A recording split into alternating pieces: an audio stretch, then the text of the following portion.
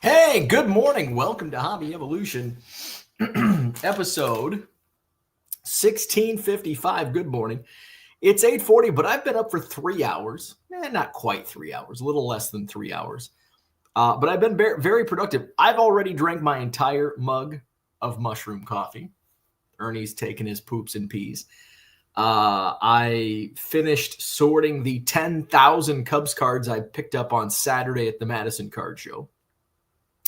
For Cubs convention. Most of those 10,000, or I think there were probably 4,000. Trying to think of, I filled a complete 4-row box, so maybe not quite, maybe 3,500. I filled a 4-row box, plus I've got a big stack left over. So let's call it, or wait, what's a 4-row box? Oh, shoot, a 4-row box is only 3,200 full. You got some chrome in there, so usually about 25, so maybe 3,000. So 30% of those 10,000 cards I'm going to be using. So in one way or another, whether it's most of which will go to the Cubs cards for kids stacks, the rest will be dollar box. Actually, I pulled some stuff that I can put in $5 boxes. Like there were a few Pete Crow Armstrong rookies. There were some other cards that I think can go in a $5 box at Cubs convention. So I did that this morning. I finished that up because I had started last night, left a mess on the floor. Today is cleaner's day. That means I've got to get this mess cleaned up in here, and that's what I'm going to do after Hobby Evolution this morning. So I finished sorting those boxes in the rec room. Then I did some shipping. The plan was I didn't finish. I went at my own pace yesterday. I could have done all the shipping yesterday, and I was just kind of like, I'll do this. So anyway, I've only got like 40 orders left to ship. So I did a little bit this morning, and then I'll finish those up after I get this room cleaned. I may do a pop-up show this afternoon. That's probably the plan, maybe 2 o'clock-ish. I don't know. It'll be a pop-up show, so it won't be, I'll probably mainly use just existing inventory that I have. And then tonight I'll bring you some good stuff. So tonight I'll be auctioning off some stuff that I picked up Friday at Bonsai, Saturday at the Madison Card Show. So looking at double dip today on eBay Live, which is a big part of every discussion here on Hobby Evolution over the last 8 months. It's going to be a big part of today's topic, the year in review, as I just kind of like, what am I going to talk about today? Oh, it's the 30th. And I was going to do like, what are my goals for 2026? We'll save that till tomorrow or maybe the next day, probably tomorrow. So today I just kind of want to go back in the year in review. And I was thinking about not just with eBay Live, but just kind of everything that occurred in 2025 within my business. And it's like, wow. Because I look back at, and I ran the number. I haven't looked at the numbers, but I put them in eBay for first quarter because I wanted to see where I was at going into Q2, because I had some conversations in March that I don't know if I've shared here on Hobby Evolution, but I'm going to share those, what I had planned. And almost for 5 years, I've been talking about, the low end card game and the volume sales. And I was gung ho on it and turning the calendar into 2025. It's like, I don't know if this is sustainable for me. Now, is it sustainable for some? Absolutely. 100%. But I didn't think it was going to be for me. So, and I don't know if I ever shared that. So I'll share with you that today. Racing 9071. Yes, I think I have super chat. So you can drop me $20, $25 in a super chat, and I'll use that to go get a haircut at Sport Clips is where I go. So absolutely, you can donate if you want my Venmo or PayPal. I can give you that as well, and I'll take that over to Great Clips, and I'll get a haircut just for you. I'll shave too. I'm gonna shave anyway. You don't have to pay me to shave, but I'll take the money for a haircut. So we're going to talk about the year in review. What else is going on? Last night, I did a little shipping last night, and mostly did some sorting. What else is going on? So that's about it. So yeah, two eBay lives likely today. It just depends on how long it takes me to get this room cleaned up. It shouldn't take me, famous last words, it shouldn't take me that long. But what happens is I start looking through a box like, oh, this is going to be good for eBay. This is going to be good for eBay, blah, blah, blah, blah, blah. So I need to get this cleaned up a little bit. And I'm still, I'm getting a little nervous about Cubs convention. Not for the convention itself, but for the signage that I had a friend working on who's very good. He is very good, but I haven't heard from him in a week or two. And I'm like, I sent him a text yesterday. He's a good friend of mine too. I'm like, hey, just want to know how things are going. I need all this stuff by January 15th, as we're now 2 weeks away, a little over 2 weeks away. And I haven't heard back from him. So if you're watching, I know he's not, but you're making me nervous. Am I going to have to go Canva? Am I going to have to do Canva in Vistaprint? It might be too late for Vista. Well, nah, I think I could. I'd have to get rush shipping. So making me a little nervous. All right, let's go say hello to the chat. I want to talk about the year in review and what was going on in my neck of the woods, although you probably know most of it, but some of it I don't believe I've shared. Todd, good morning. What's going on? Zach and Porter in the house. In 2026, do you think you will start a Pokemon only show in Dane County? I bet the numbers are there to do it. Not sure how parking would work, but could be an additional profit center charging to park. Gem City, good morning. Did Bo 10x his hobby income? What's your bold take for 2026? Mine is that the Bears win 2 playoff games. Wow, you've come around. You've certainly come around. My bold take for 2026. My bold take for 2026 is there's going to be, and this is not bold, this is probably going to be reality.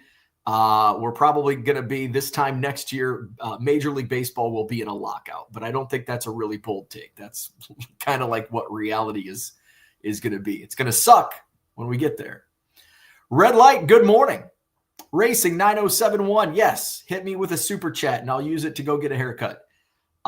Descent Searle, I'm the first like. Hit that like button, subscribe to the channel, all that good stuff. Red Light says, how was your high-end show? It was great. I did recap it yesterday. There were a few items that undersold that I lost a little bit of money on. I knew that was going to be the case. In fact, I expected to lose more money than I didn't lose money. I made money, but I expected to lose money on more items. I think I lost money on maybe 5. I don't even know. I know I lost money on the Marino and the Williams. What else was there?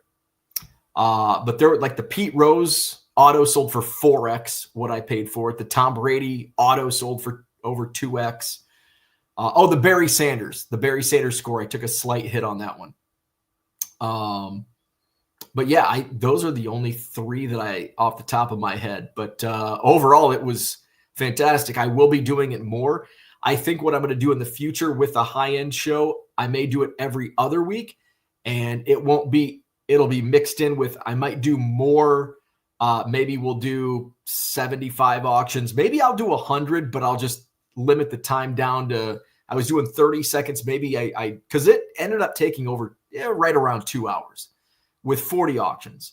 So I think if I cut that time down to just call it 15 seconds and do 100 auctions and mix in mid-end, like everything's going to be at least $50 or $25, just so because a lot of my regular viewers had no interest in buying a $600 card or a $400 card or even a $200 card or even a $100 card. So just to, kind of mix it up, and for the purpose of, it's hard, to source 40 cards in the $100 and up range that you can make money on. Like, I can go source, but I don't want to just source a whole bunch of $300-$400 cards to lose money. Like, I mean, am I willing to take some losses? Absolutely. And I knew some of the stuff I bought, like, I'm going to lose money on this. And I do that all the time. I know I'm going to lose money on stuff. That's okay. But it's going to drive in people, and it may inflate some other sales that normally, since this influx of people is coming in, maybe they're bidding on other stuff. So it is a strategy. But you can't, it's not a good strategy to do that and then not run the other stuff. Ramster the Hamster, good morning. The fitness gram pacer test is a multi-stage capacity test that progressively gets more difficult as it continues. We got some AI bots in the house today. Jaden, what's going on? Hello. Bro, what? What? Boston Smoke, good morning. The bots are getting smarter. They're not just gibberish. The bots are getting smarter. C4 Collectibles, good morning. I just don't know if the lowest of the low-end market, non-liquid, will sell eventually. Stuff is very viable now, right now. Correct. 100%. That was my fear going into 2025. And that was even before I started selling on eBay Live. It's like, yeah, it's easy to scan in a stack of 100 2012 Topps Heritage cards, but do you want to sit around and wait and fill your store with stuff? I mean, I had like 48 Aristides Aquino cards in my eBay store. Those weren't selling, even at $1.50. Hell, some of them were probably 99 cents free shipping. Those were not going to sell. Will stuff sell eventually? Yeah, I had stuff that sold after being listed for 7 years, but most of that stuff wasn't going to sell. And if it's not going to sell in 7 years, is it ever going to sell? Well, it might. I don't want to build a business around it might sell in 7 years. This $1.50 card might sell in 7 years. I'd rather use that real estate, that online real estate, for stuff that's going to move. And so I did start to pivot more in 2025 to more liquid stuff in my eBay store. And finally, I bit the, swallowed the pill in the summer, and more so not because of stale inventory, but because of it's taking too much time. Like, okay, I sell 7 cards for $1.50 each. Now I'm going to pull from here, pull from here, pull from here. When you got 60,000 cards, you've got, at least 20. I mean, I had more than 20, but you've got multiple boxes. You could have the most streamlined, and mine was very streamlined, setup, and it's still going to take you a lot of time to pull 10 cards, 20 cards, 30 times. Now, of course, a lot of time is subjective, but when you start to pull, like, okay, box 1, box 2, box 7, box 17, like, and you start pulling that, and it's only $1.50 at a time, or $2.50, or whatever it is. It's just, is it worth your time? And that's one of those questions that always annoyed me as I sold low end. Is it worth your time? And it was for a while. But going into last year, it's like, you know what? I'm looking at my numbers. There were a lot of times I'm looking at my numbers, and it's like, this ain't sustainable, because I'm not seeing growth. It's kind of flatlining. Was I still making enough to pay the bills and making a little money? Yes, but not enough. Not enough for me.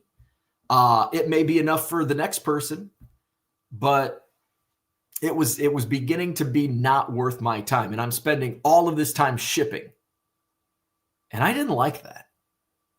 I mean, I don't mind shipping. It means I'm selling stuff. That's good. I mean, it's a good problem.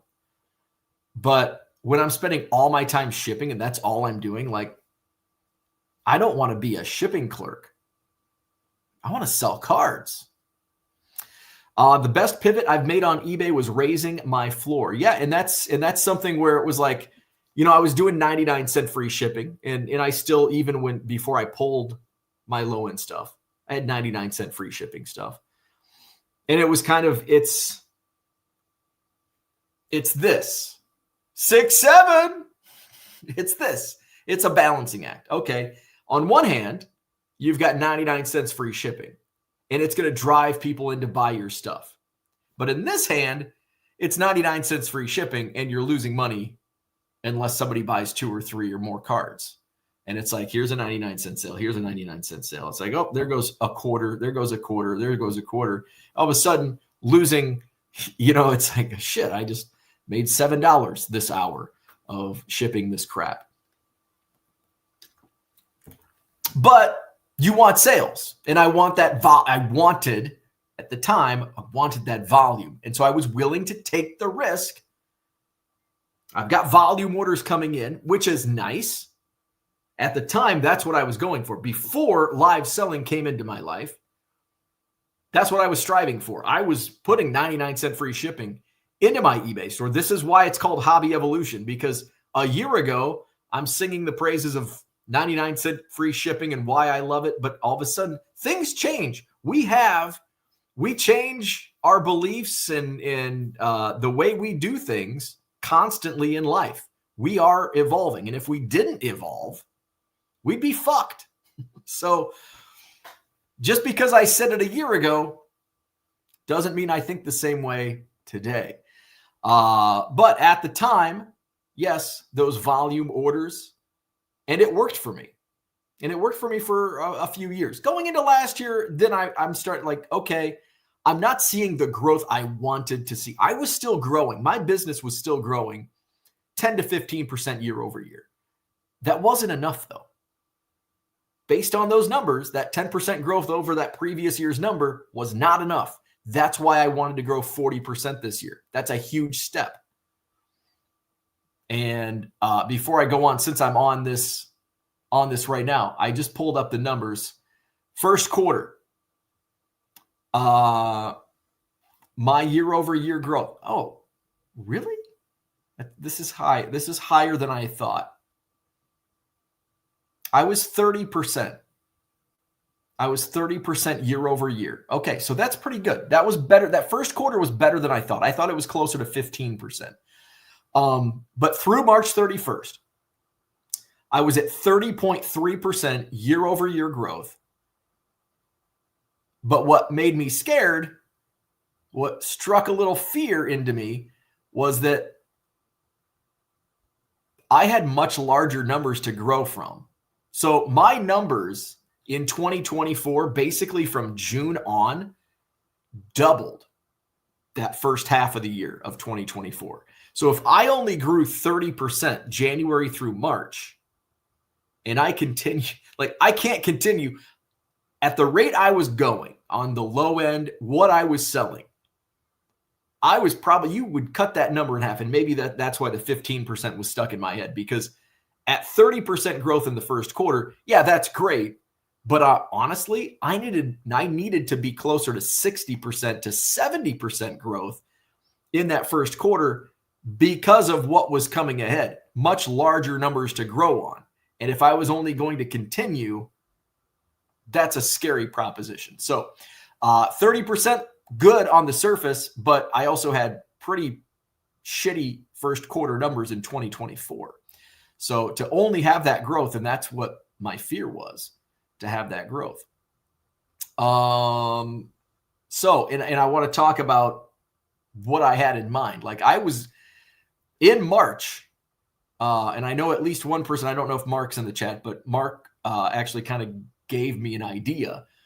And my buddy Justin from Rabbit Hole Auctions, I had talked with him. It's like, man, I need to do something. I need to do something because my numbers aren't working for me. Rams for the Hamster 6-7, baby. Dan's in the house. What's going on? A man was struck by a flying cow that was hit by a train. C4 says, with live selling, the static listing floor continues to rise. Gem City says, spoiler, Bo is going into Magic the Gathering and Neopet cards. Tamagotchi, what was that? Tamagotchi. Bo, I know this is against your religion, but call him. Don't text, raise the urgency. I hate calling. I don't like calling. I haven't even called my mom in like 3 weeks. Gem City says it's finding a balance of good stuff at a good price. Amen to that. Found Treasures is here. What's going on? Gem City says, I sold the card for $1 free shipping yesterday. Priced the card wrong. Hope they come back, right? Sometimes that happens. Like, oh, shit. Des, what's going on? Congrats on the new business model. Great to see the journey. Thank you, sir. Evolve or be fucked. Philosopher of cardboard. Right? David's in the house. Good morning. Happy holidays. Michael Renicky, good morning. So I talk about this, my year in review, and it all started this time last year. It's like, I need to see 40% growth on eBay because otherwise, my eBay business was not paying the bills on its own. My card show business was not paying the bills on its own. But together, those two, I was making enough on each side to pay the bills, basically. And so, but I needed to see 40% growth on the eBay side. It's like, I need to do something because this model is no longer working. And my numbers are not growing to where I need them to be. I see that the end of the first quarter, I'm only 30% growth year over year. My goal 40. And it's like, well, 30%, you just need to grow 10%. The rest, you got 3 quarters left. You got 9 months to go. However, those 9 months were much bigger numbers. And to grow 60%, 50% was a tall task. I have to change my business model. I can't just rip and flip Top Series 1 and Heritage. I can't just go buy bulk boxes and list a bunch of $1.50 cards. Like, that model was no longer going to work for me if I wanted to reach new heights in my business. And I became very nervous in March. I'm looking at my daily income numbers from eBay. I'm like, this is not going to work. I need to do something different. However, you pivot. You can change. Like, if you're not happy where you're at, you can change. You just have to be the person that does it. If I need to get my buddy his ass in gear, I'm going to have to call him. Right, Zach? So I reached out in March. I reached out to my buddy Justin from Rabbit Hole Cards. And he is a business genius. And I told him what's up. I'm like, hey, I need to do something different in my business. And we talked back and forth. We set up together on the Sunday at the Chicago Sports Spectacular. And Mark, we're all mutual friends. Mark was like, you should do eBay sales consulting. And I'm like, I don't want to do that. Like, people can watch YouTube videos. You can go to forums, you can do this, you can do that. There's people, I do it every morning for free. People ask me questions, I answer them. And he's like, with your knowledge and what you've built up over the course of, your eBay life, there's value in that. People will pay you. And he's like, I would pay you X amount an hour just to get your feedback and advice. He goes, and there are others that will do that. Obviously, there's a lot of people that won't do that, but there are a lot of people out there that will. And so I was dismissive at first because I'm typically a dismissive person. That's one of my toxic traits that I need to improve on, dismissiveness. I got to thinking, and it's like, you know what? Maybe that is something I look into. I ran it over with Justin. I reached out to my best friend, Scott, best man in my wedding. He's a financial advisor. He took the plunge of quitting a very lucrative sales job and went into business for himself as a financial advisor. So I reached out to him about it, who, by the way, had recommended me doing something like this several years ago. And I very dismissive about it. And I'm like, no, I don't want to do that. So I took, and I don't know if I ever shared this information here, because I know there's a lot of people that would shit on it. That's part of the reason. Like, nobody's going to do that. That's stupid. So I just didn't share it because of that. Now I don't give a fuck because I'm not going to do it. So I don't care what you think. And so I took it. I bought like a this consulting business for dummies or something. I bought some book on starting a consulting business. I don't think it was the Dummy series, but it was something in that vein. I ran some things by Justin and Scott with like basically a business plan. I had even gone as so far to set up a call with a web designer to create a website on my consulting business. And so, I mean, the wheels were in motion. I was going to start an eBay sales consulting business on the side. Now, I knew that wasn't going to just magically prop up my,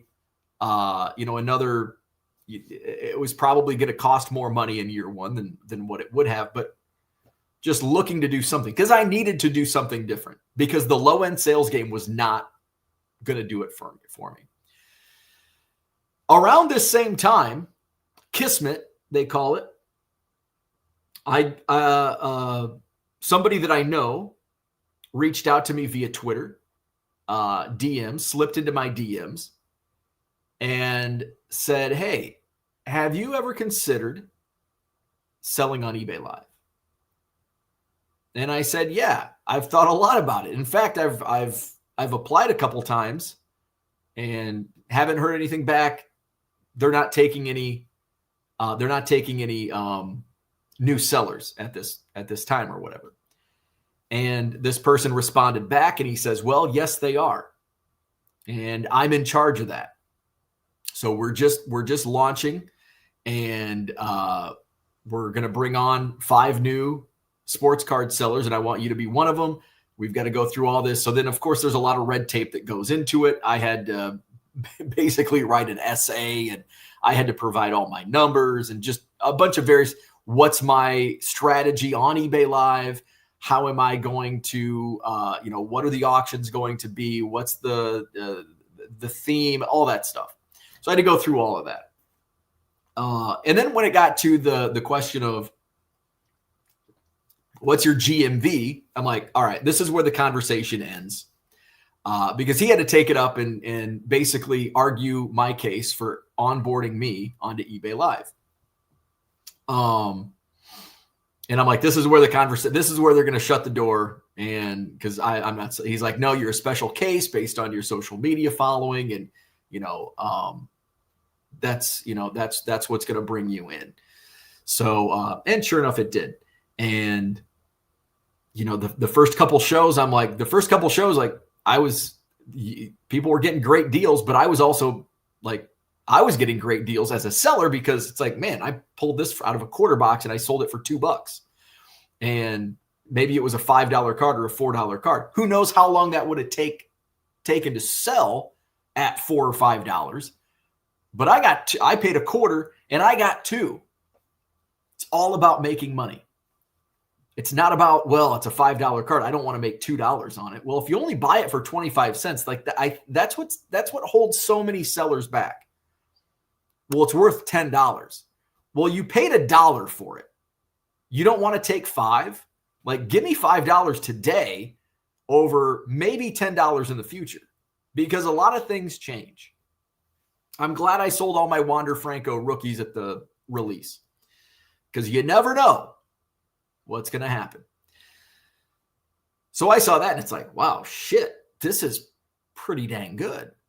And like, my thoughts, and maybe I should hold myself to a higher standard and set my goals higher because I look back at my Madison card show and it's like my dream in April of 2021 was to fill that upstairs ballroom and get 50 tables. And now we've overfilled it with 70, almost 75 tables in that room. And then we ended up getting 200 tables at one point. And now we're at the Alliant Energy Center with 250 tables. So maybe in with my eBay, it's like I had some numbers in mind, man, if I can make this much in a day, like that's going to blow out my 40% year over year growth. And now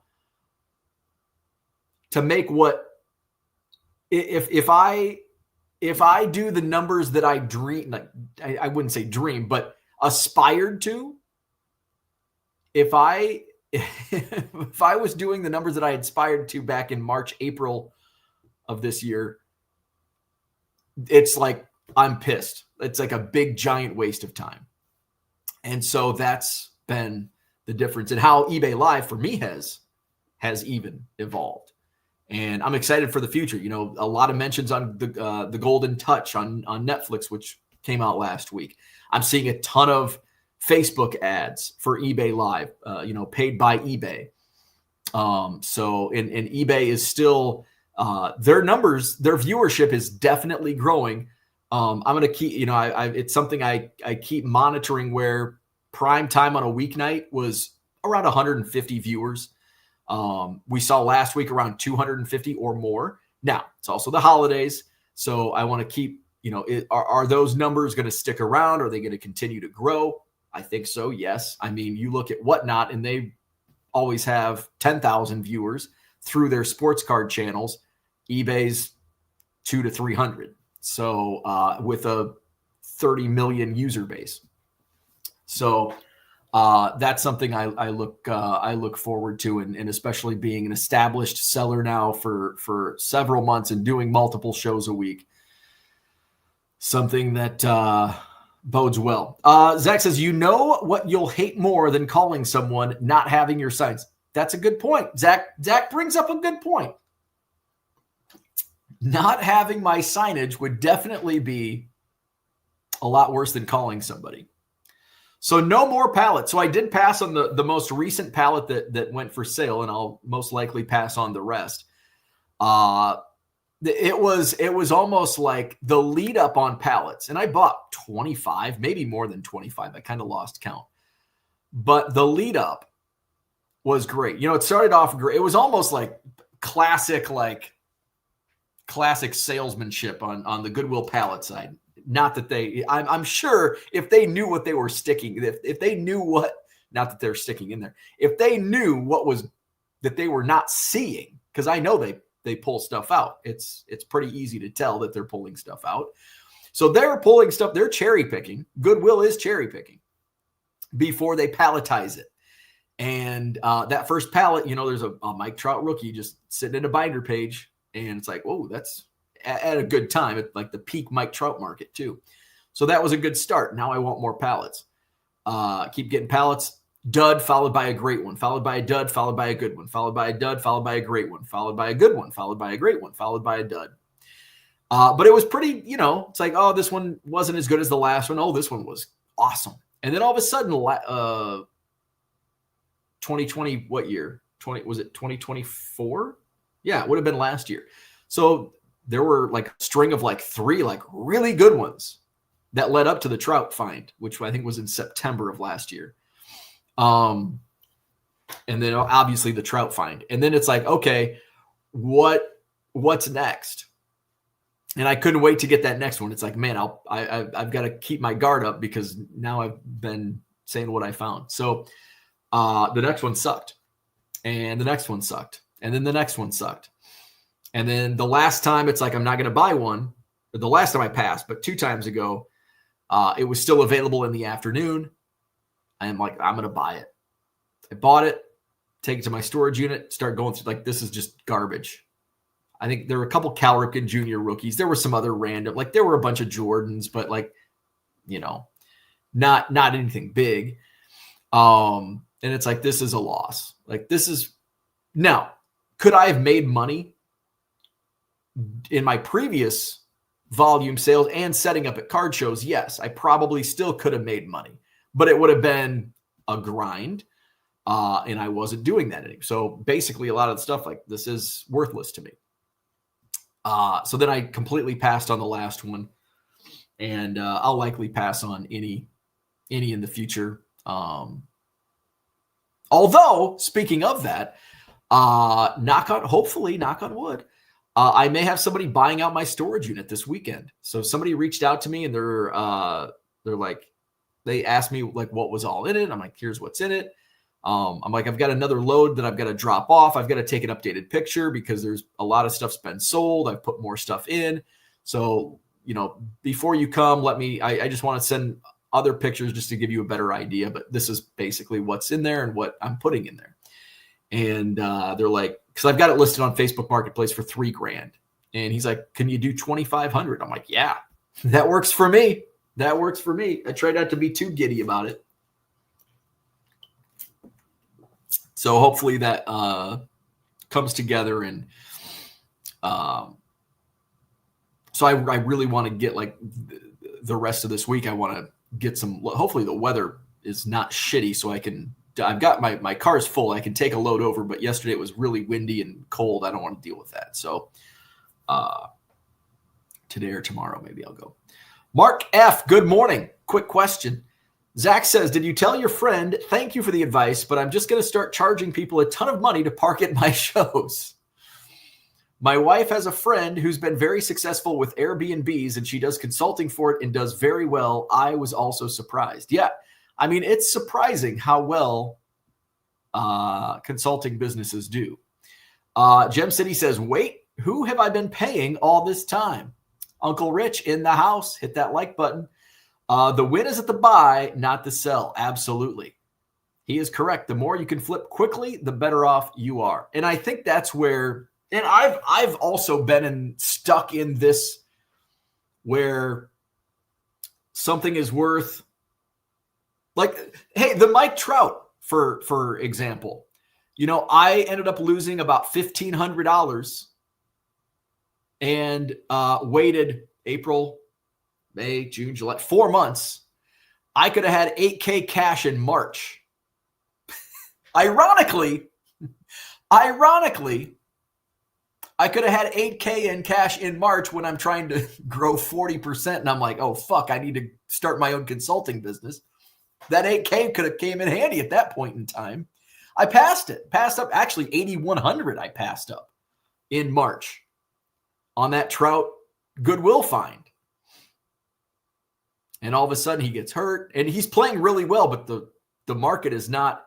He was on the 10-day or 15-day IL, came back and he was playing well. Wasn't hitting for average, but he was hitting some home runs. And now all of a sudden, and then one sells in like June that fucked me because that comp fucked me. And then I end up selling it for $6,500 cash at the National, which, by the way, that card, the same one I sold, I just looked it up. I don't know. I think me and Buddy were at the bar last week and we were talking about it. And that same one, because I looked at the numbers, same exact one sold on eBay for $7,500.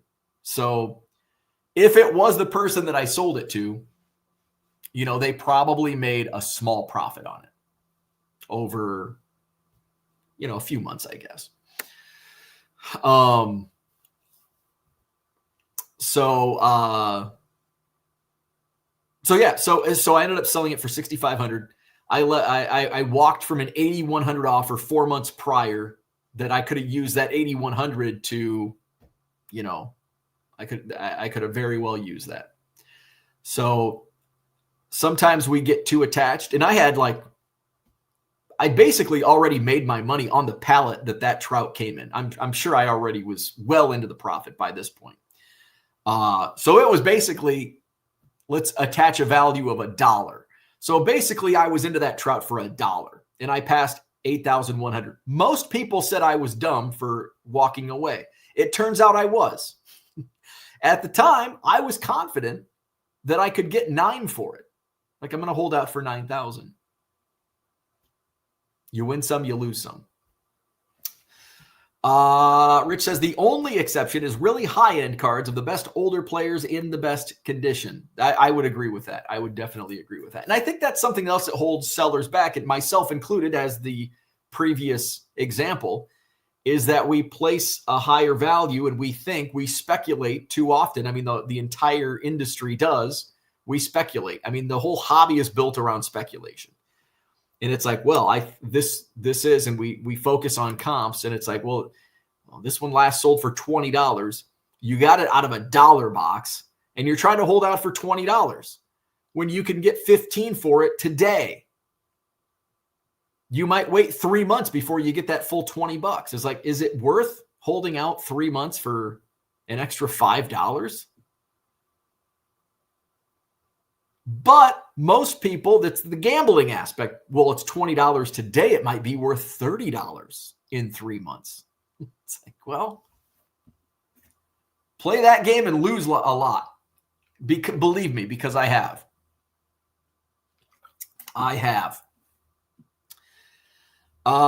Zach says, did you tell eBay that you knew Rich Klein? Did that help or hurt you? Rich says it almost ended his relationship with eBay. Chasing Majors says, is inventory not a bottleneck? So inventory for me is not a bottleneck. Finding inventory is. Finding good inventory is. I can find inventory. I pass on so much. Because for the last 5 years, I've been a bulk buyer. And so now I've got, hey, do you want to buy my quarter boxes? No. Do you want to buy mine? Because I'd love to sell you mine. I don't think I have any left, but I would love to sell you my quarter boxes. And people overvalue their bulk, and I see it all the time. It's like, hey, do you want to buy my quarter boxes for $80? And I'm like, no. I'm like, do you want to buy mine for $25? They're like, $25? That's too. And I'm like, yeah, that's the market. People don't want to buy quarter boxes. I mean, it's hard to find, and that's basically what you're getting. And I mean, if it's 80, if it's a quarter box that has a lot of really good stuff in it, then yeah, I'm interested. But if it's a quarter box that's just got a bunch of low-end rookies and no-name refractors and color, no, I don't want that stuff. My biggest bottleneck, my bottleneck in live selling has shifted. My bottleneck has moved from shipping, which is no longer a bottleneck. My bottleneck is my biggest bottleneck right now is probably organization. Can you tell? Can you tell that organization is my bottleneck? I would say organization is my biggest bottleneck. And then number 2 is finding inventory. I've got enough sources that I can find it. It's just, it's getting it organized, and spending the time to go get it. And it's like, what's worth my time? CD, what's going on? I know that this is probably 30 years too late in asking, but does anyone read hobby blogs anymore or only consume audio visual content? I used to read hobby blogs. So no, anymore. No, I don't read hobby blogs. I didn't even know.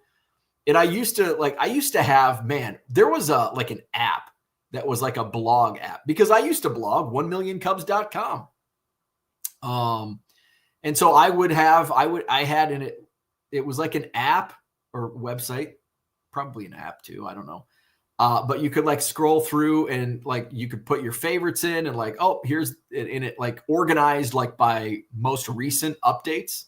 And this was 7-8 years ago.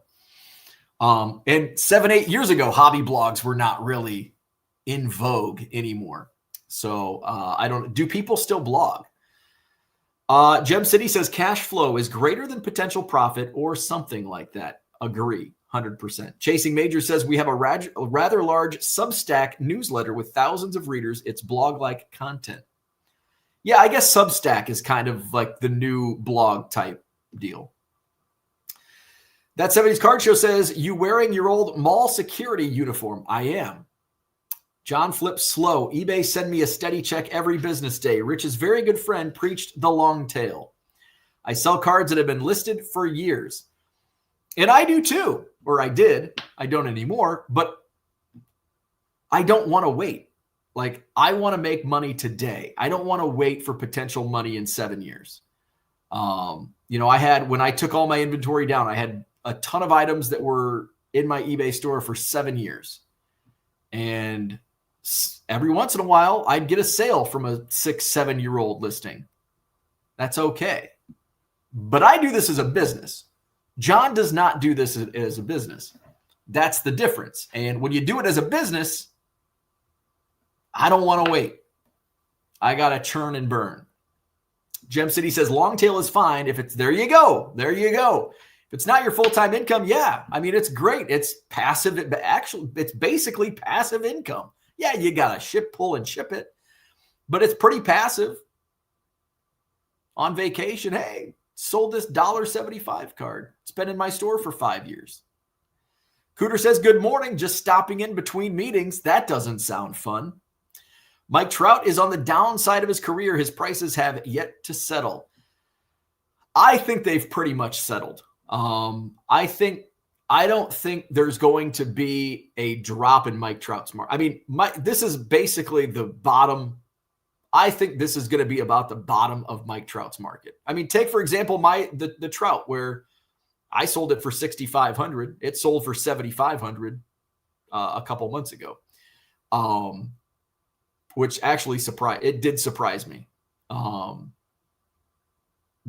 So maybe I did think it was not the bottom, but I don't think there's room to drop much on Mike Trout stuff because it's dropped so much, and he is still a first ballot Hall of Famer. And that's not going to change. I think the biggest benefit, if he doesn't improve, and how old is Trout now? I think with Mike Trout, playing is hurting him the most. I think his stuff actually goes up if he retires, and I don't think it stays up, but I think you see that spike at the beginning. So he's under contract for another 6 years. So, wow, he's 33. So, look at his, 2023, a 2.9 WAR, 2024, a 1.1 WAR, 2025, a 1.5 WAR. Of course, in 2024, he only played 29 games. So that's a little deceiving, but that's actually the 1.1 WAR over 29 games, actually pretty damn good. But I think what will hurt him over the next 5-6 years. So maybe his market does drop a little bit because he's going to have, if he's under contract through 2031, we're going into 2026. And he's certainly on the downside of his career. He's going into his age. Is this going to be his age 34 season? He's 34 now. Shit. So yeah, this is going to be his birthday's in August. So he's going into his age 34 season. So yeah, I think his stuff could come down if we see the continuing. If we see one WAR seasons, then yeah, he's going to hurt his own cause. My company, who is my full-time company, also adheres to the long tail strategy. Full-time income. Quick flips are indicative of an unsustainable product. And that's been baseball cards since they became a business for people. That's just what it is. I don't think the tails are of the same animal. I really want to know why so many want to list at $1 plus $1.32 shipping. Maybe I'm dumb for $2.25 or $2.50 free shipping. No, I am. One thing that has been constant in my beliefs on eBay is free shipping. Just build it in. And you're saying, as I say that, you're probably screaming at the computer, yelling at me. If you believe in free shipping, why do you charge shipping on eBay Live? Well, that's a lot different because a lot of stuff I sell for $1, it's not worth it. It's worth $5. Now, I sell a lot of stuff for $1 or for $20. It's worth $1. But I also sell a box of cards. I start $1 shipping, or I start at $1 on a hobby box of 1988 Donruss that's going to cost $8 or $9 to ship. It might only sell for $8 or $9. So hey, at least the shipping's covered. So there you go. I believe in a buy it now on eBay. Free shipping all the way. Once you hit auction, I believe in charging for shipping at auction.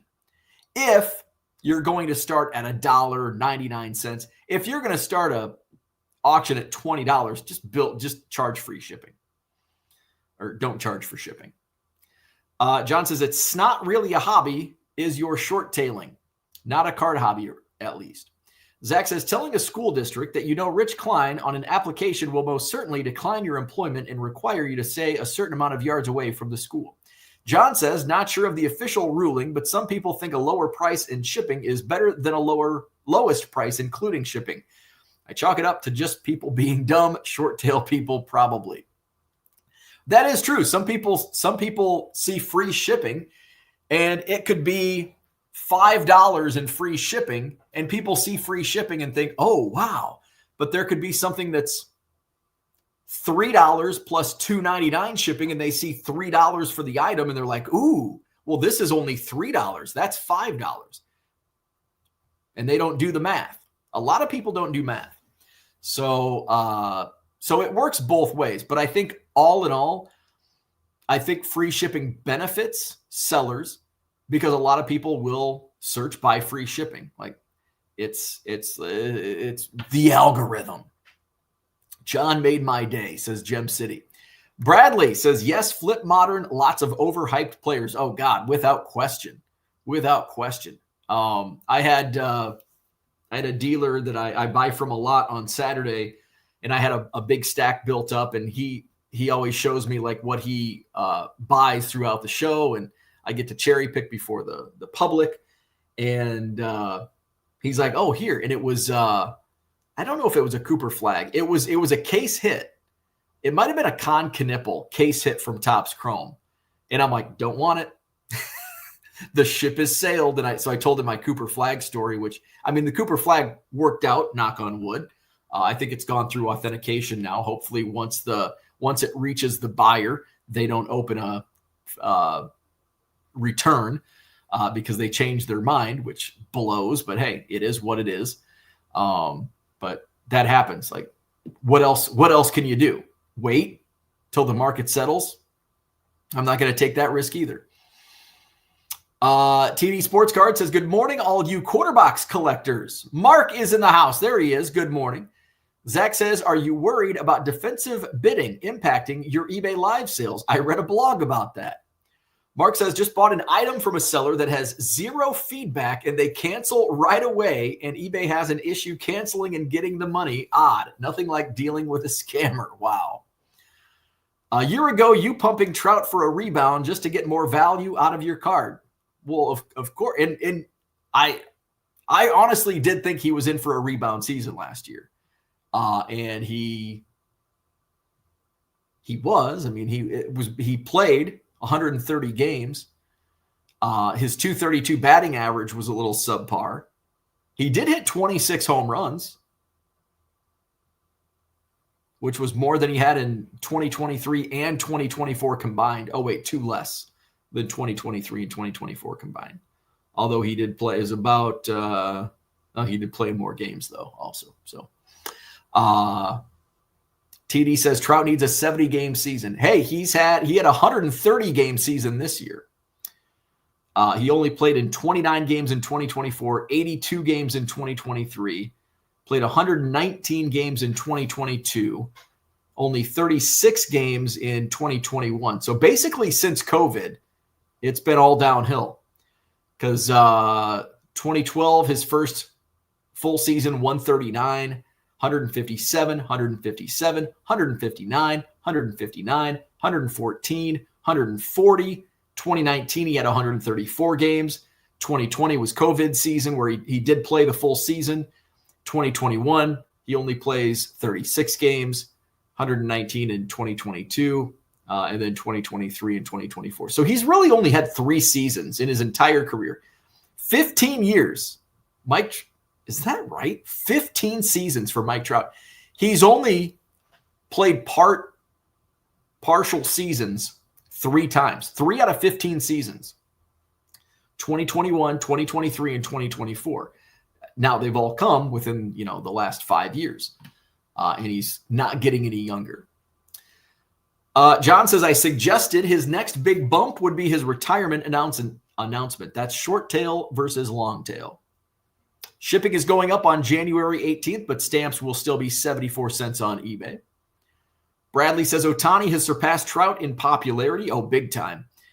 He's a Hall of Fame lock already. Sorry for all of you who missed out on his buying window early in his career when he was injured. John said Bo's favorite promoter just makes up various shipping price based on no reasoning. Even the cheerleader uniforms have random shipping parameters.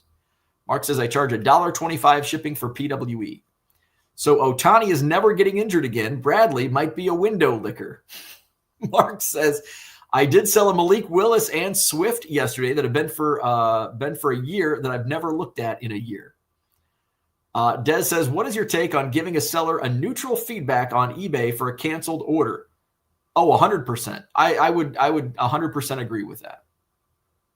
I think a neutral is perfectly fine. A lot of people would give a negative.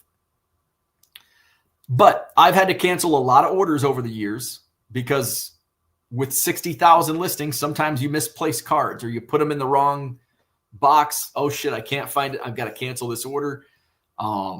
So I think a neutral's okay. Bradley says his injury chances are lower as a DH than other players. Florida baseball card dude says, good morning. I used to work with Trout's wife. That's very cool. Now, on the other side, if he continues to pitch, his injury chances are higher as a pitcher. That 70s card store says Trout went off a cliff after the Eagles' first Lombardi. I get that. All right, so that's what I had for today. Hit the like button, subscribe to the channel.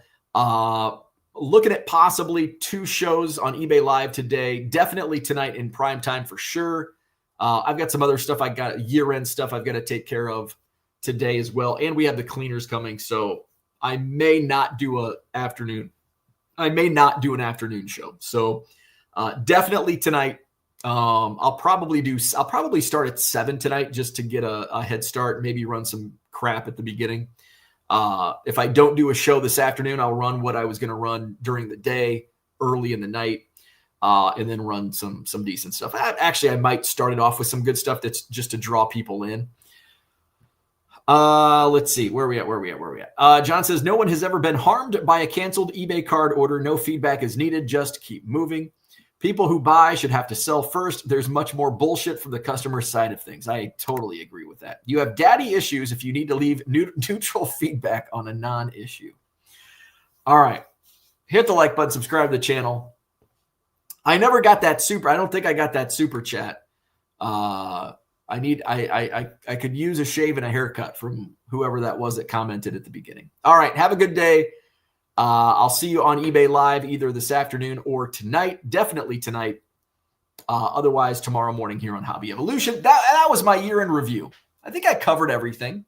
That I wanted to talk about of 2025. Big changes with eBay Live. And hopefully more of the same in 2026. We're going to start 2026 off with a bang at Cubs Convention in a little over 2 weeks.